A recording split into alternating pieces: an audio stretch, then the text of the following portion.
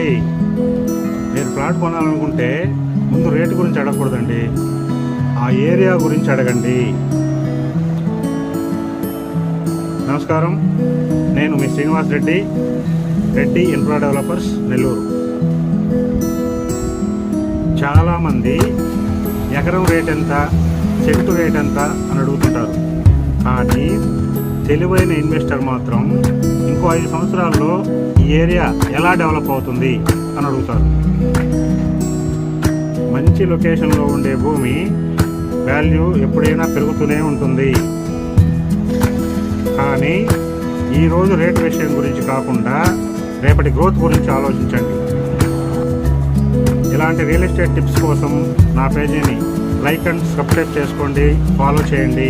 మీకు ఏదైనా డౌట్స్ ఉంటే నన్ను కాంటాక్ట్ చేయండి. Thank you.